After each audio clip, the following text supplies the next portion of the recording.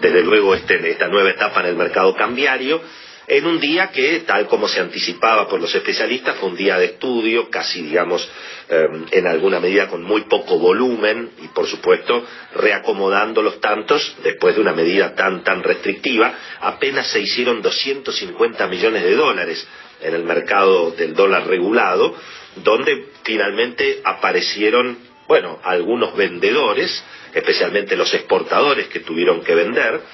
con ninguna presión del lado de la demanda, porque prácticamente está prohibido comprar dólares por parte del público para atesoramiento, así que quedó a 63,50 el billete en el Banco Nación,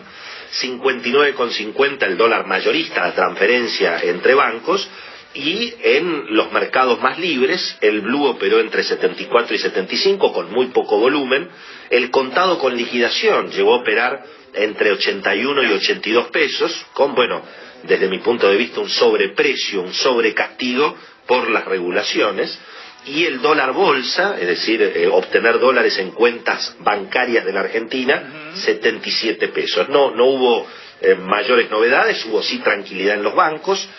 Vos pensás, Marcelo, que la semana pasada otra vez los retiros de depósitos estuvieron por arriba de los 300 millones por día, y ayer se calcula que el retiro de depósitos estuvo en la mitad, incluso menos de 150 millones. Hay que también aclarar esto que es importante. Algo dijo ayer el presidente del Banco Central, cuando se habla de la pérdida de reservas durante el periodo que hubo entre las elecciones PASO y las elecciones generales. Hay que tener en cuenta que prácticamente unos 12.000 millones de dólares eran dinero de los ahorristas que se retiraron de los bancos. Eso se cuenta dentro de las reservas, pero no corresponde contarlo dentro de las reservas, porque eso no son reservas, esos son dólares de los depositantes. Y justamente una de las, si se quiere,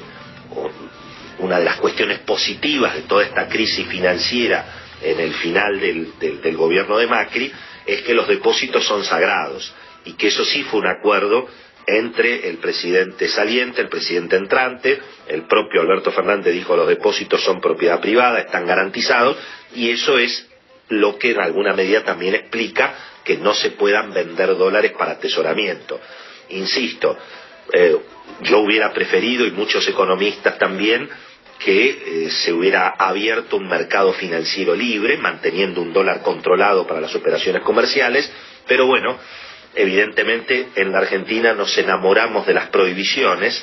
y tal vez lo que más llama la atención es que el acuerdo, o el primer acuerdo entre los equipos económicos del gobierno entrante y del gobierno saliente, ha sido extremar el cepo, ¿no? Esto es lo que ha trascendido, que realmente fue un acuerdo y fue un pedido del equipo de Alberto Fernández, que no lo confirmó de esa manera, el hecho de haber extremado el cepo para eventualmente ganar un poco de tiempo y evitar una aceleración inflacionaria,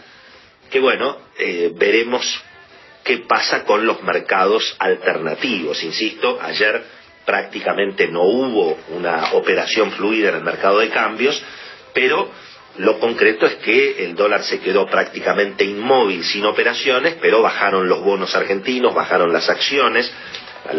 argentinas afuera, sobre todo las acciones de los bancos, cayeron más de 10%, porque entre otras cosas los bancos van a perder ahora un ingreso importante por la compra-venta de dólares. Eso ya está muy restringido, y al mismo tiempo, bueno, la realidad de una brecha cambiaria que ayer prácticamente superó el 35%,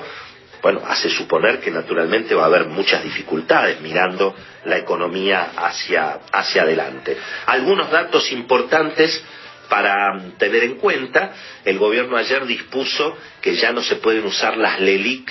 para encaje de los bancos. Esto en castellano quiere decir que los bancos van a necesitar pesos, y eventualmente o van a pagar una menor tasa de interés a los depósitos a plazo fijo, o van a tener que vender posiciones de cambio para integrar los encajes. Eso en alguna medida explica por qué también ayer el mercado del dólar regulado tiró para atrás, había cerrado a 65 pesos en la calle y ayer prácticamente se vendían dólares, los pocos que se vendían, a 63,5, insisto, en el mercado regulado. El otro dato también significativo, Marcelo, es que se confirma que Hernán Lacunza, uno de los integrantes del equipo de transición del lado del gobierno saliente, le ofreció al equipo económico de Alberto Fernández que lo acompañe a Washington y a Nueva York en noviembre. Recordemos, Marcelo, que Argentina tiene vigente un acuerdo con el fondo, que está stand-by ese acuerdo, que hay 5.400 millones de dólares de un desembolso que nos vendría muy bien a los argentinos, pero que bueno, eso obliga a sentarse a negociar.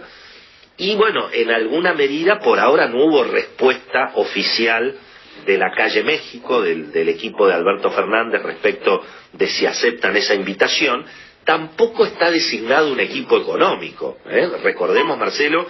que Alberto Fernández en definitiva designó un equipo político para la transición: Guado de Pedro, Santiago Cafiero, Gustavo Vélez, Vilma Ibarra, pero no hay designado un equipo económico. Si bien todo el mundo menciona a Matías Culfas, a Cecilia Todesca, al amigo Guillermo Nielsen, entre los que están dialogando efectivamente con Hernán Lacunza, pero no hay un equipo económico designado, insisto, para la transición. Sí, reitero, trascendió que la decisión de extremar el cepo cambiario en lugar de desdoblar el mercado cambiario fue una decisión sí acordada entre la gente de Lacunza Sandleris con el equipo de Alberto Fernández, aunque esto tampoco lo está confirmando oficialmente Alberto Fernández. Así que, Marcelo, te diría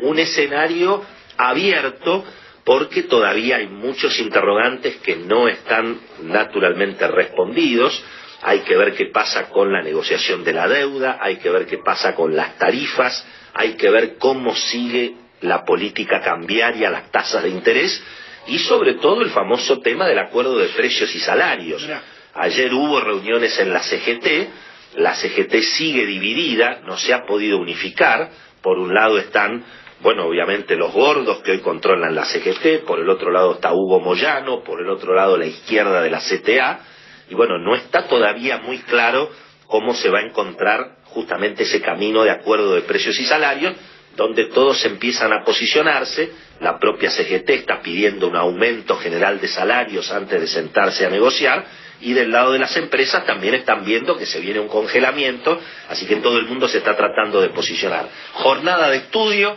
jornada, Marcelo, de esperar a clarificar un poco más, el dólar tranquilo en el marco del cepo, pero la brecha cambiaria subiendo, ayer más de 35%.